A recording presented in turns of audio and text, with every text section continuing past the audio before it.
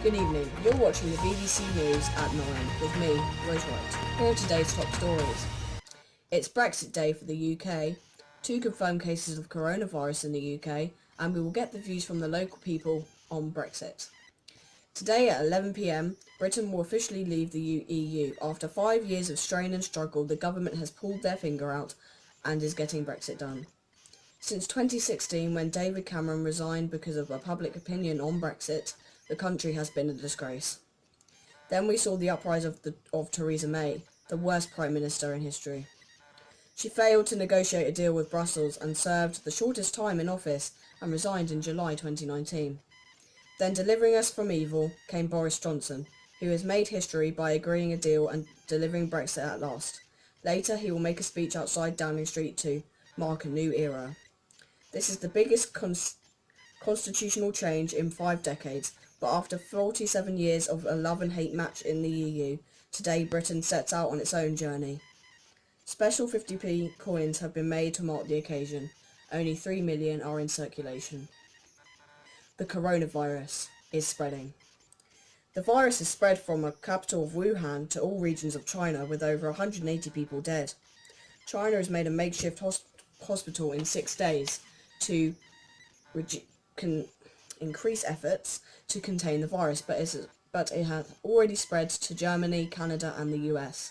The UK has enforced strict travel restrictions, insisting that only really important trips to China may be made, but insisting for people not to fly otherwise.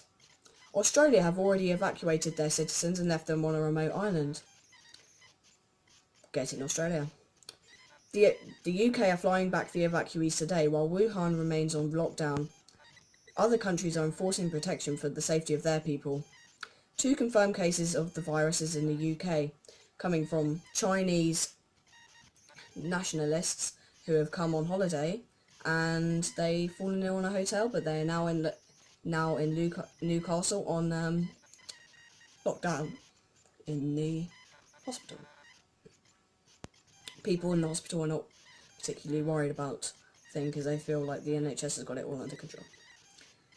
The NHS have raised the risk of infection from low to moderate as the global thing's been declared a global emergency.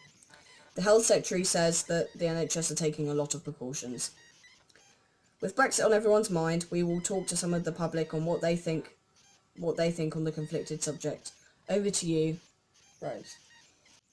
Thank you, Rose. We are here in Helston and we will be talking to some of the public on what they think about Brexit, the conflicted issue. Solved or not solved? That is the question. Here we are talking to local resident Rose. What do you think about the subject? Thank you for speaking to me. I feel so sad today. It marks an end of the EU journey that we've been on.